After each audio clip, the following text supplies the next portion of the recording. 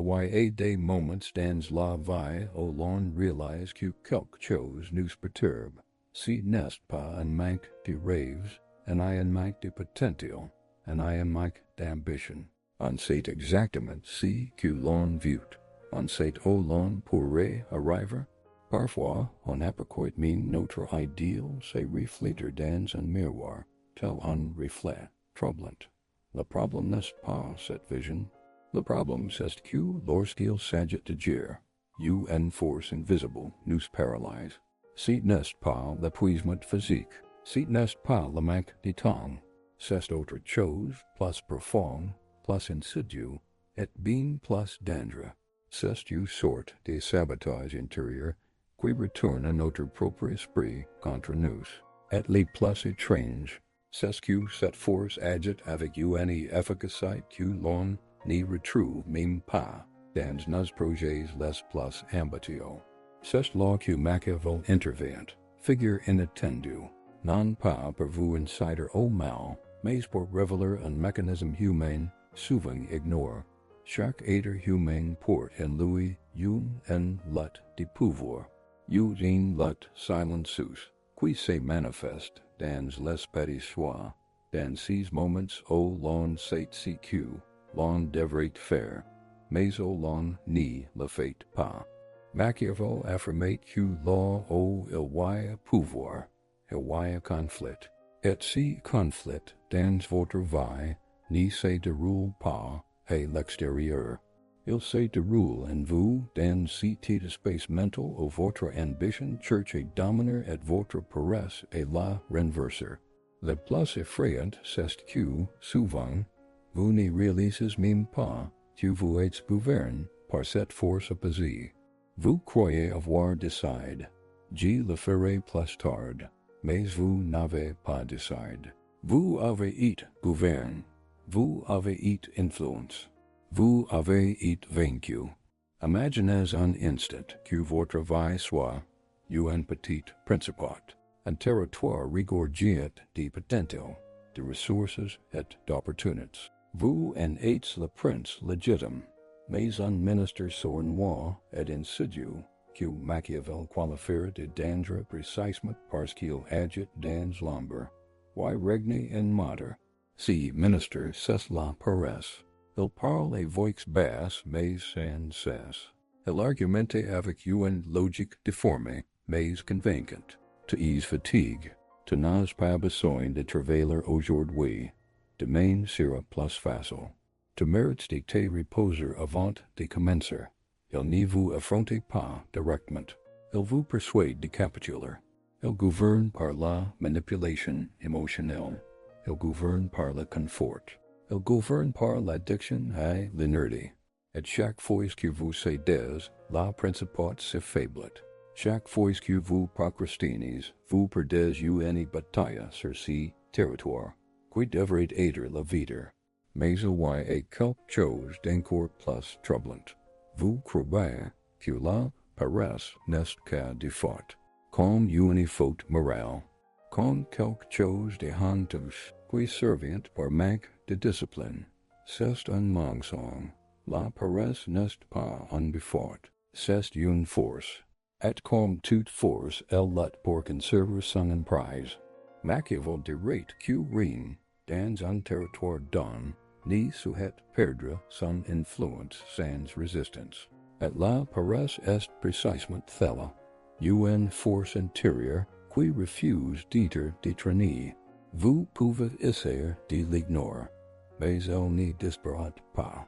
Vous pouvez essayer de vous motiver, mais la motivation est instable. Vous pouvez faire appel à votre volonté, mais elle vous abandonne au moment où vous en avez le plus besoin. Le seul moyen de vaincre une force intérieure est de la remplacer par une force supérieure. Et cette force, c'est l'ambition stratégiquement organisée, et non une ambition illusoire. Avant tout changement, il est indispensable de reconnaître cette guerre silencieuse. Il faut admettre que conflit politique se déroule au sein même de votre esprit. Machiavel affirmait que le prince qui ignore les forces internes de son royaume est vous et tout perdre. Il envie et demine pour vous. Tant que vous croyez que la paresse n'est qu'une mauvaise habitude, vous resterez vulnérable. Car on ne lutte pas contre des habitudes, on lutte contre des forces. Et si la paresse est une force, il faut la traiter comme telle, étudier ses mouvements, comprendre ses stratégies, identifier ses faiblesses, et élaborer un plan pour la vaincre. Il ne s'agit pas d'un développement personnel superficial. Il s'agit de politique intérieure. Il s'agit de Machiavel appliquer la vie quotidienne. Soyez attentif aux détails. La paresse n'attaque jamais quand on est fort. Elle attaque quand on est seul dans sa chambre, quand on est épuisé émotionnellement, quand on est inquiet, quand on est déjà essuyé quelque revers durant la semaine. C'est dans ces moments-là qu'elle apparaît, le visage dissimule sous un masque de confort. Machiavel dirait qu'aucun ennemi n'attaque de front un château bien défendu. Il attend la nuit tombée, une distraction, une porte entr'ouverte. La paresse agit exactement de la même manière. Elle attend que vous vous sentiez vulnérable. Et lorsqu'elle percoit une brèche, elle permet la paix. Elle permet le repos. Elle permet des jours meilleurs. Mais cette promesse, comme tant de promesses politiques du passé, n'a d'autre but que de vous maintenir dans votre situation. Il y a quelque chose d'inquiet et de vrai dans l'idée que votre vie pour être radicalement différente si vous maîtrisiez mieux votre monde intérieur. Il ne s'agit pas d'être parfait, ni de devenir un robot discipline. Il s'agit de prendre la place que vous revient. Il s'agit de comprendre que chaque petite décision quotidienne a des conséquences profondes sur l'avenir que vous espérez à construire. Il s'agit de comprendre que l'ambition, sans stratégie, n'est qu'une chimère. Machiavel ne croyait pas aux rêves. Il croyait à l'action. Il croyait à la structure.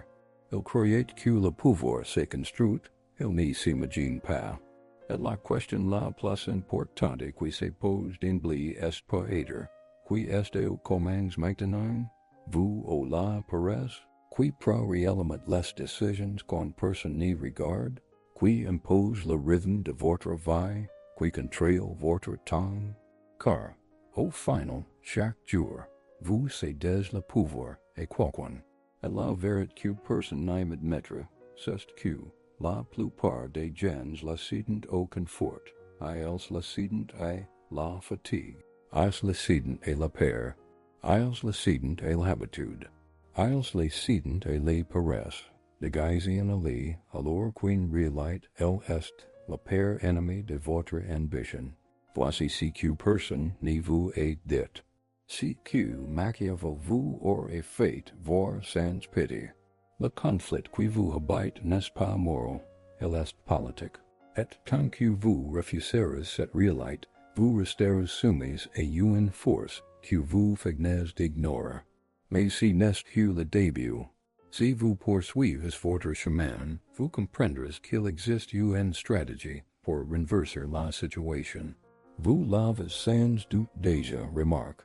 La paresse n'est pas un ennemi déclaré, mais une force insidieuse qui se cache dans les détails de votre routine. Dans ces petits moments où vous croyez maîtriser la situation, alors qu'en réalité, vous êtes déjà manipulé. Et c'est précisément dans ces instants apparemment insignifiants que votre autorité intérieure commence à s'effriter. Machiavel dirait et dirigeant qui ne voit pas les signes de son propre affaiblissement est toujours le dernier à réaliser qu'il a perdu son pouvoir. Tel vous arrive lorsque vous vous réveillez le matin, et que vous ressentez si poids subtil sur votre corps, non pas une véritable fatigue, mais un découragement artificiel, comme si quelqu'un avait manipulé vos pensées pendant la nuit. Vous ouvrez les yeux et vous vous mettez ensuite à négocier avec votre esprit. 5 minutes de plus, usen apos de plus, un instant de plus qui ni changer rien. Or in real light, thema change de jour quelque chose. Vous connaissez sans doute cette skein. Le révèle son. Vous savez que vous avez quelque chose d'important à faire. Mais une petite voix vous dit que si n'est pas urgent. Vous retournez, troquez cet engagement contre quelques minutes supplémentaires sur votre téléphone. Et sans vous en rendre compte, vous avez déjà abandonné la première décision de la journée, et c'est que Machiavel appellerait une force intérieure rival. C'est geste simple, presque anodin et un poids énorme, car il ne s'agit pas simplement de procrastiner. C'est une capitulation. C'est la confirmation silencieuse que vous n'êtes pas maître de la situation. Et le pire, c'est que, tandis que vous croyez simplement choisir de vous reposer un peu, vous laissez la paresse s'installer en vous. Ce genre de situation est monnaie courante. On se dit qu'on fera du sport après le travail, mais une fois rentré, on est envahi par cette vague d'épuisement émotionnel qui, curieusement, surgit toujours au moment crucial. On permet de commencer un projet important samedi matin, mais le samedi, une urgence plus urgente, surgit. On jour d'étudier deux heures, mais on décide d'abord de regarder une courte vidéo, puis une autre et encore une autre, et avant même de s'en rendre compte, l'après-midi est passé. Le monde extérieur reste en change, mais à l'intérieur, un coup d'état silencieux et eu lieu. Pendant ce temps, l'ambition observe de loin, frustrée, tel un reine légitime, détrôné sans avoir pu se défendre. Le plus cruel dans cette dynamique, c'est que la paresse engendre des justifications convaincantes. Machiavel disait que les gens se laissent facilement berner par des recettes qui leur procurent un réconfort psychologique, et c'est d'autant plus vrai pour ceux I même. La paresse crée des histoires qui paraissent raisonnables, to ease de bord, to manque d'inspiration aujourd'hui. Il faut être dans le bon état d'esprit pour être productif. Il vaut mieux commencer quand on a plus d'énergie. Ces histoires fonctionnent comme des discours politiques destinés à maintenir la population calme et passive. La population, en l'occurrence, c'est vous. Et le plus dangereux, c'est que vous y croyez parce qu'elles semblent benevolentes. Elles paraissent attentionnées, mais Machiavel nous rappellerait. Toute benevolence n'est pas sincère. Certaines ne sont que des stratégies pour conserver le pouvoir. À différents moments de votre vie, vous avez probablement éprouvé ces sentiments désagréables d'avoir les passer une occasion. Une opportunité qui ne demandait qu'un minimum d'effort, mais que vous avez remise à plus tard. Une idée qui aurait pu prendre une autre dimension, mais que vous avez tellement retardé que le moment opportun est passé. Une conversation qui aurait pu ouvrir des portes, mais que vous avez été, par pure paresse. Ces sortes de petits échecs qui, accumulent, donnent l'impression que votre vie est toujours au point mort. Et c'est précisément ainsi que la paresse s'installe, non pas par des coups d'éclat, mais par une succession interminable de concessions. Chaque concession vous prive d'une partie de l'avenir que vous prétendez vouloir, mais tout n'est pas si prévisible. Il arrive parfois que l'inattendu se produise en nous. Une phrase entendue par hasard, une histoire qui nous traverse l'esprit, ou même la vision de quelqu'un qui est atteint, le but que nous sommes fixes. Et ces instants-là, une petite flamme s'allume, comme un rappel qu'il nous faudrait vivre autrement. C'est le moment où l'ambition s'éveille, non pas comme un cri, mais comme un profond malaise. C'est à ce moment-là que l'on pense, je pourrais être tellement plus que car. Machiavel de rate que c'est le retour naturel du prince légitime au centre du pouvoir. Il n'y disparaît jamais complètement. Il en est que plus affaibli. Mais l'ambition évolue ne garantit pas la victoire. Au contraire, son apparition provoque généralement une contre-offensive immédiate de la paresse. Celle-ci tente de vous convaincre avec plus de force, vous offre réconfort, justifications, distractions. C'est presque comme si elle sentait son règne menace. Et cela crée un conflit intérieur intense, une impression de guerre invisible, que vous avez sans doute déjà vécu. C'est si momento, assis sur le canapé, vous savez exactement ce que vous devriez faire. Vous ressentez l'envie de vous lever, mais vous êtes complètement paralysé.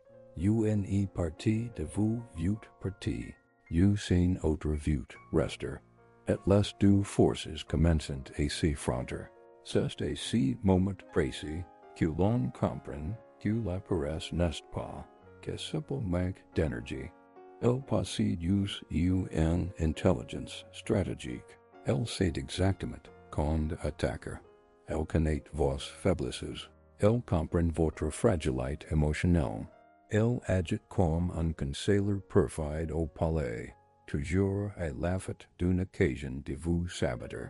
Et si l'on regarde de plus près, on réalise que l'ambition, aussi grande soit-elle, n'est pas combattre seule. Elle a besoin de structure. Elle a besoin de stratégies. Elle a besoin du type d'organisation rationnelle que Machiavel recommanded aux dirigeants désireux de conserver le pouvoir. Le problème, c'est que jusqu'à présent vous voyez prenez mal. Vous essayez de vous motiver, de vous remonter le moral, de trouver la volonté. Mais Machiavel vous révélerait une vérité dérangeante. Les plus grandes puissances ne dépendent pas de la motivation, mais de la maîtrise du contrôle de la structure. Des décisions prises avant le moment critique. Quand un prince veut conserver son train, il n'attend pas d'avoir le courage de dire. Il met en place des mécanismes qui rendent le courage superflu. C'est précisément ce que vous devez commencer à comprendre. Il ne s'agit pas de vaincre la paresse par la force émotionnelle, mais de l'empêcher de décider à votre place. Et si, voyez un rebondissement inattendu, c'est celui-ci. La paresse n'a pas besoin d'être éliminée, mais peut-être d'être maîtrisée.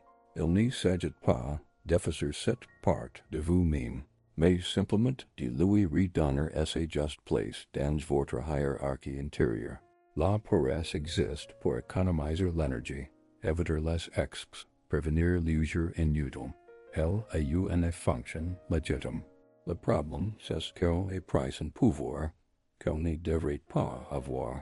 À présent, c'est de votre ambition de reconquérir ce train. Et à partir de là, vous commencerez à comprendre précisément comment y parvenir. Mais pour cela, vous devez reconnaître un point essentiel. Vous n'avez pas encore perçu toute l'ampleur de cette lutte intérieure. À présent, vous savez qu'une guerre silencieuse fait rage en vous. Mais ce que presque personne ne vous dit, c'est qu'aucune guerre intérieure ne se nourrit uniquement de la force de vos adversaires. Chaque bataille psychologique est alimentée par quelque chose d'invisible. Les alliances que vous nouez avec certaines parties de vous-même, sans vous en rendre compte. Tout comme dans une principauté instable, de petites factions coexistent en vous et, mine désorganisées, exercent une influence sur votre comportement quotidien. Machiavel savait que prince ne tombait pas simplement parce que son ennemi est fort.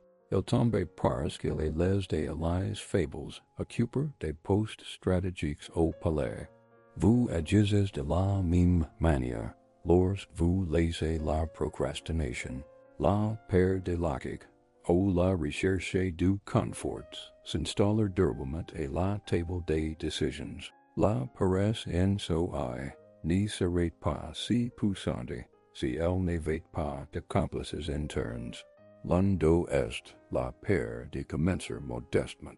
Avez-vous déjà remarqué comment votre ambition imagine toujours des scénarios grandioses, mais que vos actions butent toujours sur des détails insignifiants? C'est comme si votre esprit refusait d'admettre que le chemin vers l'extraordinaire commence par des étapes presque ridicules. Machiavel nous avertissait que les grands royaumes se sont élevés sur des territoires fragiles, gérés avec constance, et non par des conquêtes explosives. Mais lorsque vous considérez vos propres objectifs, vous avez honte de la simplicité du premier pas. Et cette honte silencieuse est une alliée dangereuse de la paresse. Et voici la première question à laquelle il faut répondre avec une honnêteté brutale. Pourquoi est-ce si exigent envers toi-même avant même de commencer? Quelle logique absurde vous fait croire qu'il n'est utile de dire que si l'action est parfaite dès le départ? Cette exigence de grandeur immédiate est une stratégie d'auto-sabotage. C'est comme si la paresse avait trouvé un moyen sophistiqué de se déguiser en ambition, créant des attentes si élevées que tout véritable progrès devient presque impossible. Il existe en vous une autre faction que Machiavel identifierait sans aucun doute, l'illusion que l'avenir sera plus favorable que le présent. Vous avez probablement remarqué comment votre esprit crée une douce illusion, selon laquelle la semaine prochaine, tout ira mieux. C'est une croyance qui semble optimiste, mais qui, en réalité, relève de la pure politique. C'est la promesse populiste que le dirigeant fait aux pupils pour repousser les conflits. Êtes-vous y croire parce qu'elle vous dégage de toute responsabilité immédiate, mais lorsque si demain idéal arrive, vous réalisez que rien n'a changé. Et pourquoi en serait-il autrement? Les conditions extérieures ne s'y améliorent pas si vous ne vous améliorez pas intérieurement. Cette croyance naïve conduit à la douine question inévitable. Combien d'avenirs parfaits avez-vous imaginé alors que votre vie réelle restait exactement la même? Il n'y a rien de plus dangereux que d'attendre passivement que les circonstances soient favorables pour passer outre une décision qui devrait vous revenir. Machiavel dirait que dirigeant qui s'en remet à la chance vite au bord du gouffre. Et lorsque vous comptez sur des états émotionnels favorables pour agir, vous confiez votre propre vie au hasard. Mais il y a quelque chose de plus profond encore, un point presque jamais abordé et qui change radicalement votre perception de la paresse. La paresse n'est pas seulement une résistance à l'effort, c'est une résistance au changement.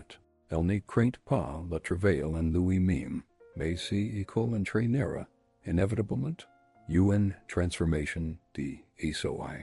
Car chaque fois que vous agissez avec discipline, vous tuez une ancienne version de vous-même, et intérieurement, c'est terrifiant.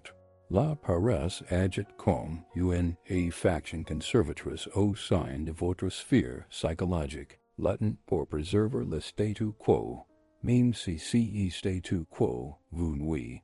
De cette compréhension découle la troisième question, peut-être la plus profonde de toutes. Quelle partie de vous est tellement habituée à votre vie que vous préférez la maintenir dans la médiocrité plaidée que d'affronter l'inconfort du changement? Cette part de vous-même qui gouverне toujours dans l'ombre est le véritable centre du pouvoir de la paresse. Ce n'est pas que vous soyez incapable de dire, c'est que vous craignez de devenir quelqu'un que vous ne savez pas encore.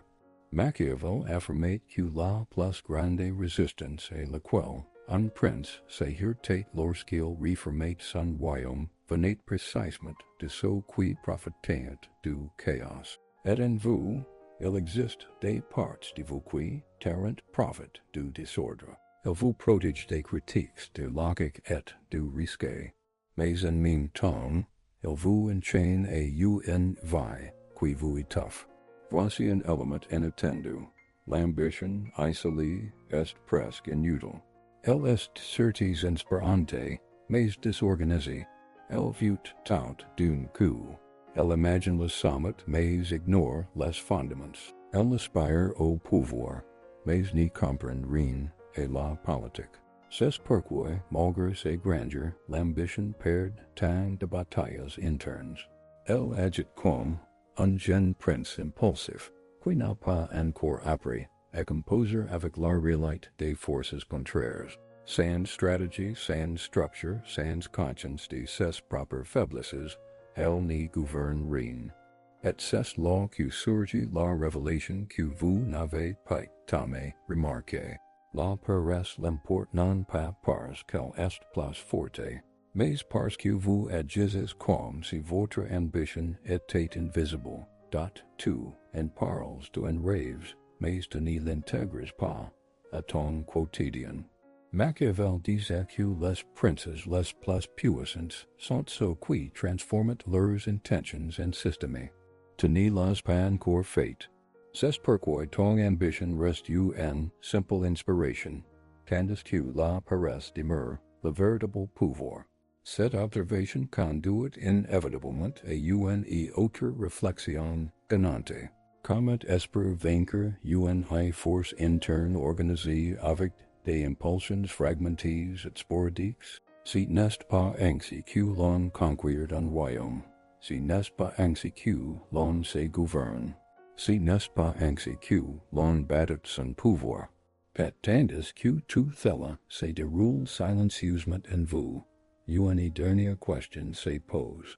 Marquant la fin de cette section. Si Machiavel était à vos quittes, observant votre propre vie, il dirait que vous gouvernez, ou que vous êtes simplement gouverne.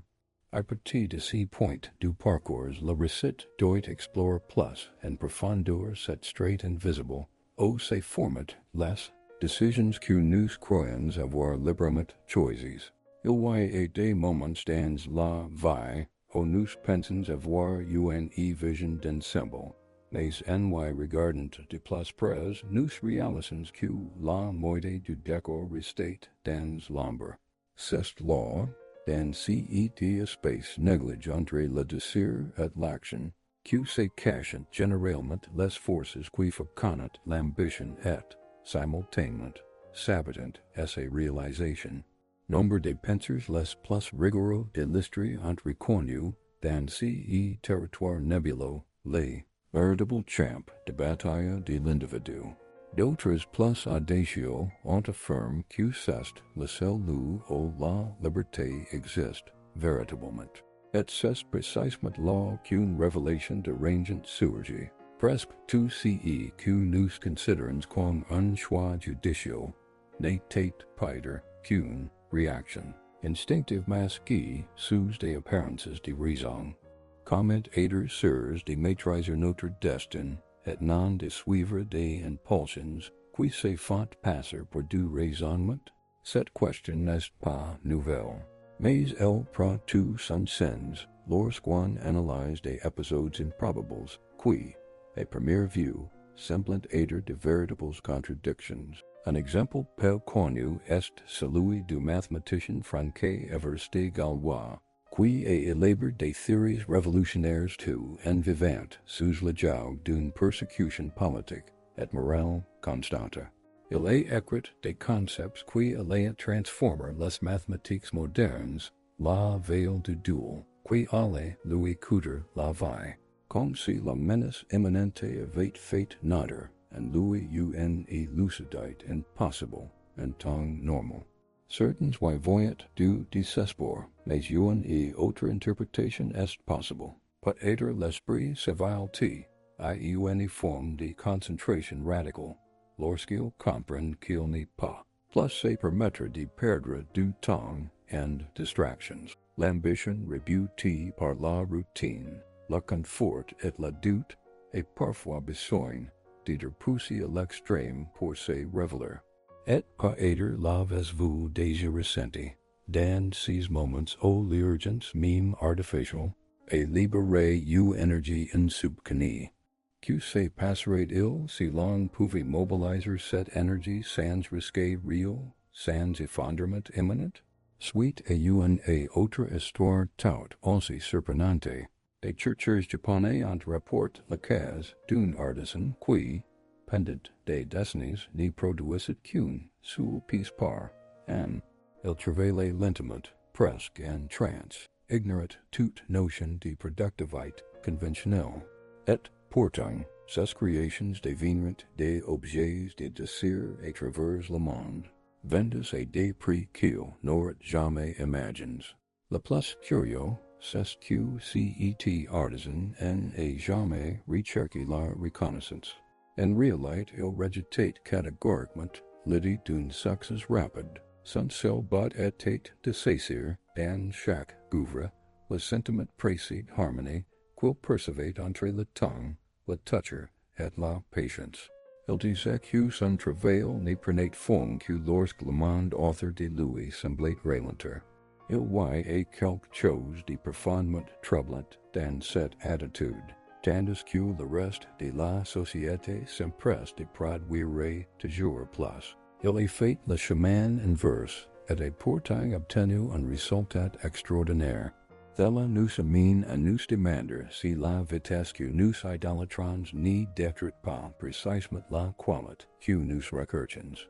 La précipitation est-elle vraiment synonyme d'efficacité, ou simplement un moyen d'anesthésier notre manque de profondeur? Ces récits invitent à une réflexion moins évidente.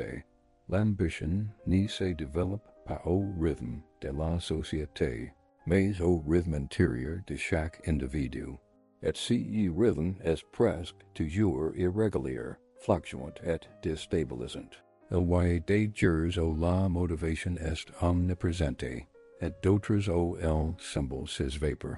L'erreur fréquente consiste à vouloir standardiser cette fluctuation et la faire paraître constante. Lorsque cela n'arrive pas, la culpabilité, la frustration et l'autocritique surgissent, autant d'ombres parfaites pour que l'ambition se dissimule. Mais il existe une alternative rare et peu pratiquée. Observer ces fluctuations comme si elles faisaient partie intégrante du processus. Les civilisations anciennes appelaient cela le souffle de l'esprit. Une métaphore du mouvement naturel qui précède toute création significative. Que changerait-il si vous considériez vos hôtes et vos basses non comme des échecs, mais comme des indications du moment opportun pour agir? Une autre révélation inattendue provient d'expériences menées dans des centres de recherche comportementale en Allemagne.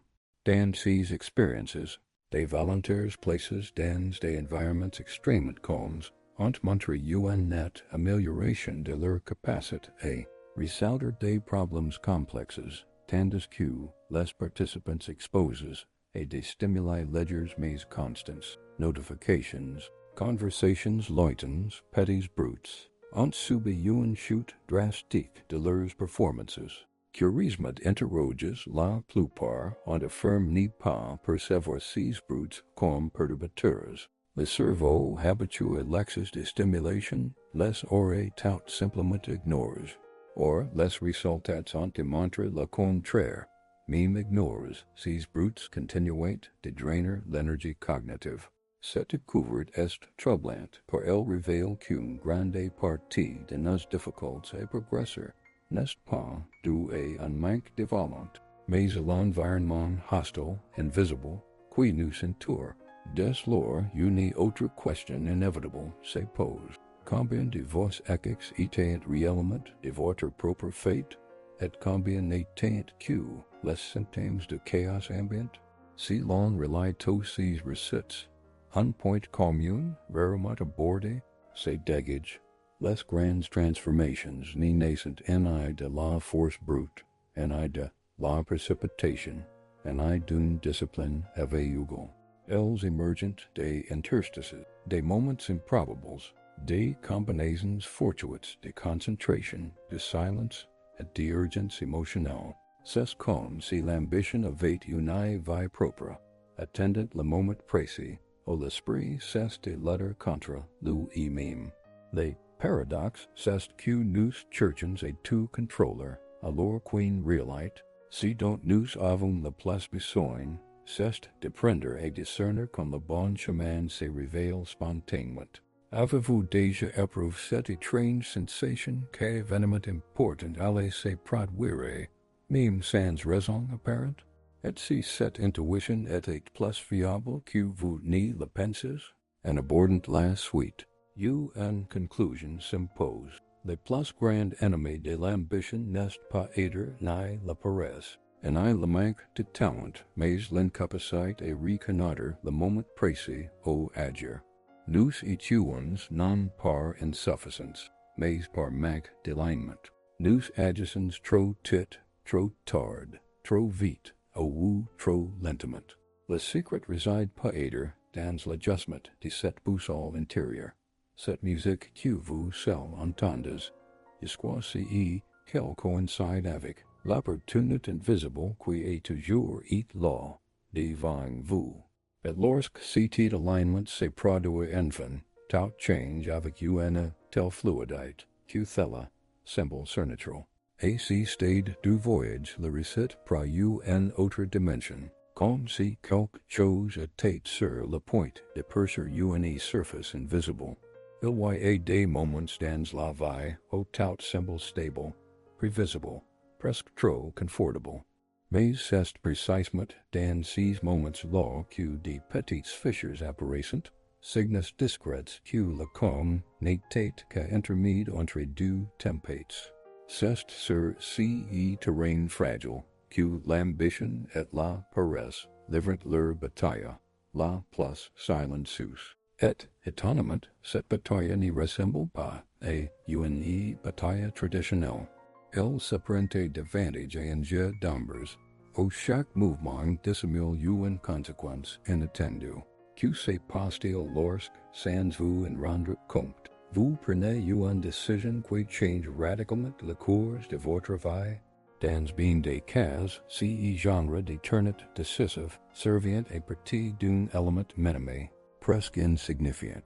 Une remarque anodine, une situation délicate, une erreur apparemment sans importance. Les études comportementales montrent que les transformations majeures déclenchent souvent des déclencheurs en apparence fragiles. On trouve des témoignages étonnants de personnes ayant changé de carrière après une seule journée frustrante, comme si l'accumulation de centaines de contrariétés avait fini par atteindre un point de rupture.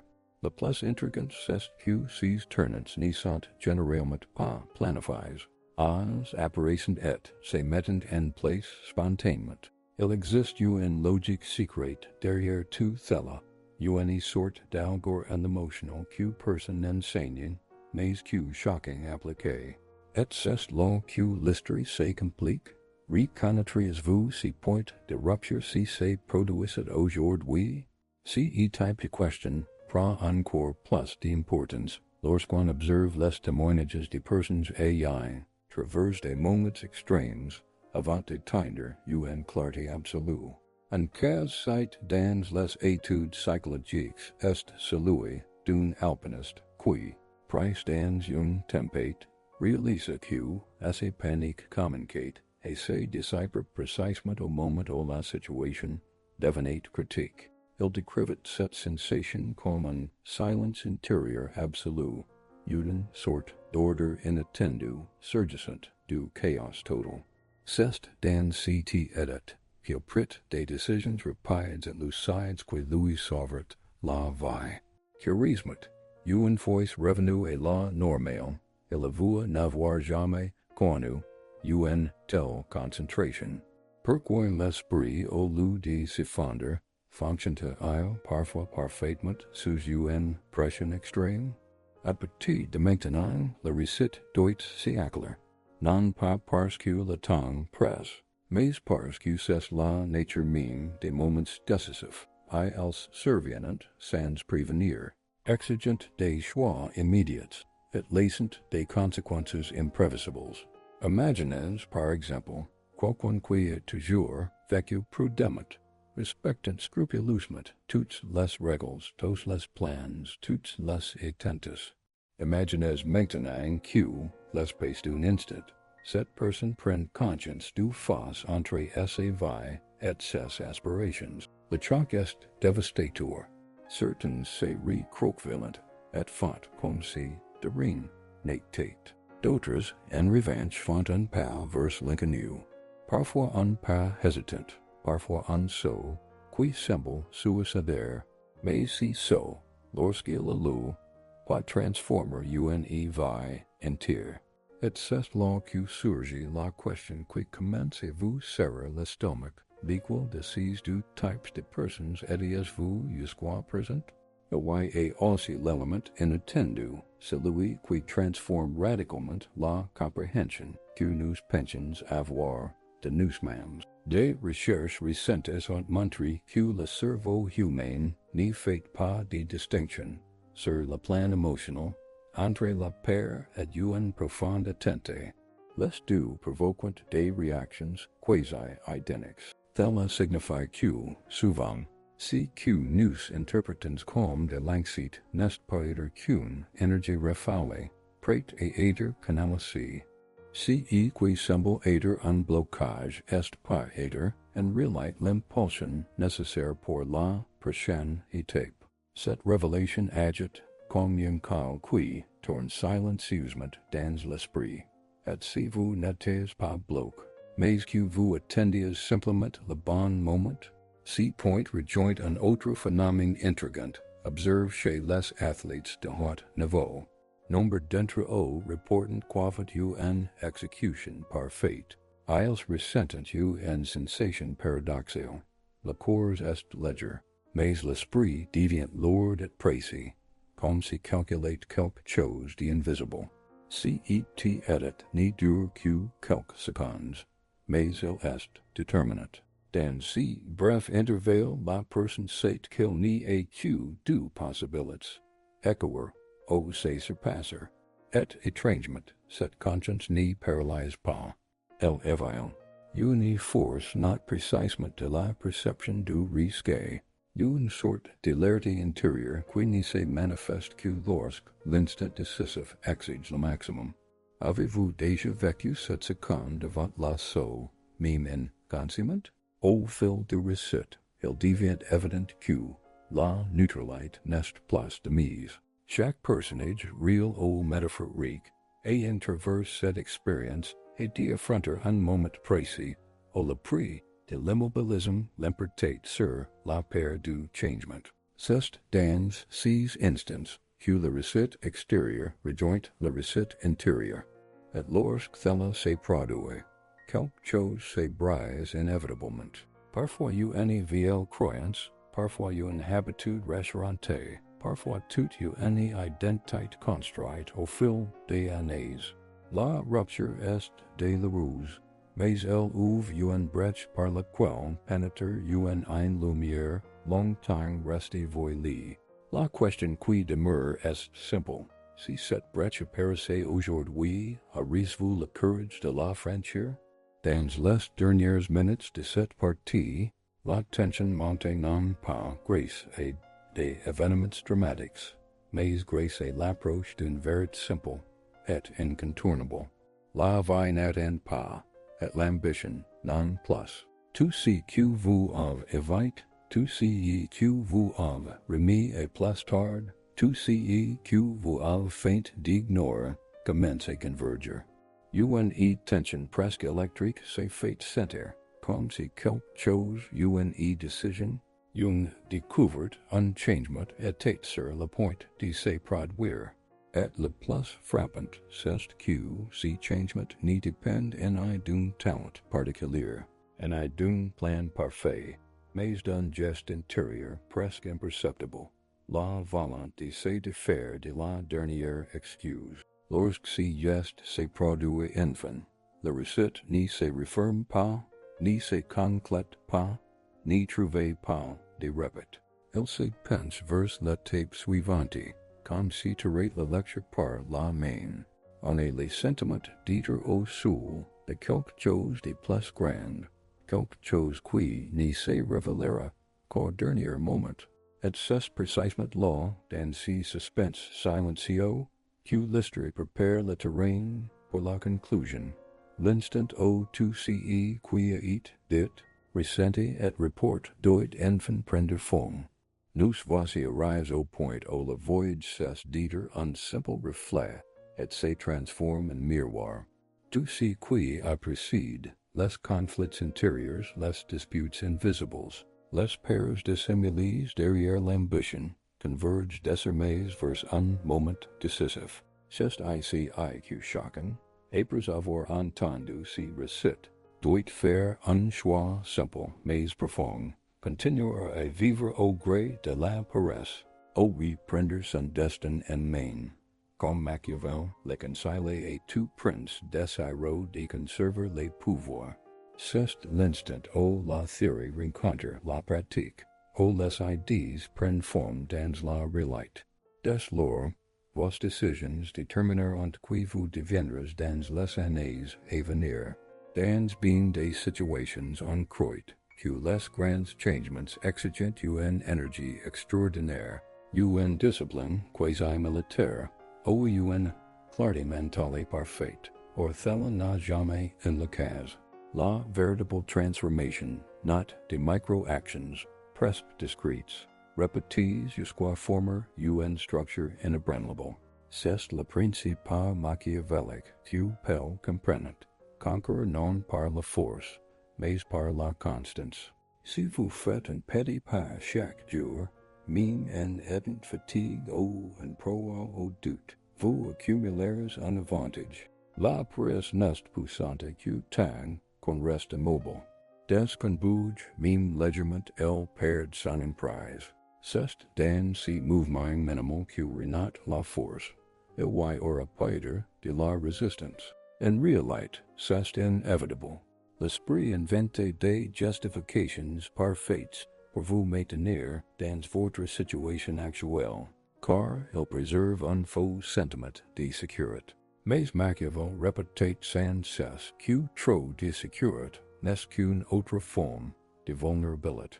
La vie exige de la ruse, du courage au bon moment, de petites stratégies pour briser le cycle de la stagnation. Un programme simple, une tâche par jour, une petite victoire, qui met fin à la procrastination. Ces gestes semblent presque insignifiants, mais ils forment des remparts lorsqu'ils sont répétés intentionnellement. Et finalement, ce qui paraissait impossible devient une simple somme de petits actes bien means. Il est important de comprendre que ce changement ne découle pas d'une grande explosion intérieure, mais de quelque chose de plus discret et de plus puissant, la décision de ne pas attendre l'impulsion de Dieu. La volonté est instable, presque toujours absente dans les moments les plus importants. La stratégie, quant à elle, est solide, fiable et prévisible. La différence entre ce qui réussit et ce qui stagne réside dans la manière dont chacun se positionne par rapport à ses propres impulsions. Nul besoin d'être intrépide, discipline ou éclair. Il suffit de dire avant de ressentir. C'est la vérité dérangeante que Machiavel n'aurait pas hésité à utiliser. Le prince qui attend que la motivation vienne et lui perd son train. Le prince qui agite battit son propre royaume. Lorsque vous commencerez à appliquer ces principes à votre vie quotidienne, vous réaliserez une chose qui échappe à la plupart des gens. La paresse ne disparaît pas. Elle est toujours là, tapis dans l'ombre, guettant la moindre occasion pour reprendre la décision. Mais une fois sa nature comprise, elle perd de son emprise. Elle n'est plus un monstre, mais un adversaire utile, une sorte d'ennemi intérieur, qui vous rappelle ce que vous ne voulez pas devenir. Machiavel dirait que même les ennemis ont leur rôle stratégique, et peut-être que la paresse est précisément cela, un rappel constant qu'il existe une version de vous-même qu'il faut vaincre chaque jour. Une version qui tente de vous prodiguer de l'effort, mais qui, sans s'en rendre compte, prodigue aussi votre médiocrité. En vous observant sous cet angle nouveau, tout prend une autre dimension. L'ambition cesse d'être un rêve lointain et devient un chemin possible. Les objectifs qui semblant inaccessibles deviennent des simples étapes. Les difficultés ne sont plus un signe d'incapacité, mais un signe de progrès. Il y a un moment précis où l'on comprend que la vie ne change pas lorsqu'un événement extérieur se produit. Elle change lorsque l'on choisit d'agir différemment. C'est un changement silencieux mais profond, comme une école qui tourne dans une ville serrure. Et lorsque cette école tourne, les rien n'est jamais comme avant. Peut-être avez-vous encore des doutes. Peut-être pensez-vous ne pas être prêt. C'est normal. Presque tout le monde croit devoir attendre d'être plus fort pour commencer. Mais cette force n'apparaît jamais par magie. Elle se forge à travers les efforts, la répétition, les échecs et les relèvements. Elle se construit précisément les jours où vous n'aviez envie de rien et où vous avez agi malgré tout. Le véritable pouvoir not de la résistance à ses propres pulsions destructrices. C'est l'effort constant de se maîtriser, même lorsqu'il serait plus facile d'abandonner. C'est ce pouvoir que Machiavel aurait préféré à tout autre. Maintenant que ce récit touché à ses fins, la question la plus importante se pose. Que ferez-vous après la fin de la vidéo? La réponse n'a pas besoin d'être grandiose. Elle peut être modeste, presque imperceptible pour un observateur extérieur. Mais si elle est authentique, elle changera tout. Peut-être dresserez-vous une liste. Peut-être terminerez-vous une tâche que vous repoussez depuis des mois. Peut-être déciderez-vous simplement que demain, vous commencerez par un geste symbolique marquant la fin de la stagnation.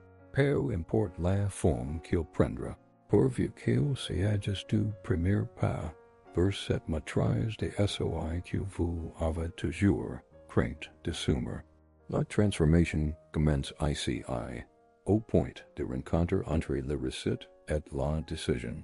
Avant de déterminer, j'ai une petite demande, simple mais essentielle, pour que cette communauté grandisse et que davantage de personnes découvrent cette force en elles. Aimez la vidéo, car cela permet au contenu d'atteindre celles et ceux qui en ont besoin. Commentez, même anonymat, juste pour dire que vous êtes arrivé, et jusqu'à que vous allez franchir le premier pas aujourd'hui. Abonnez-vous à la chaîne pour poursuivre cette aventure avec moi. Votre présence ici n'est pas qu'un chiffre. Elle fait partie intégrante du mouvement que nous construisons ensemble. Et si vous décidez d'agir dès maintenant, l'histoire n'est faite que commencer.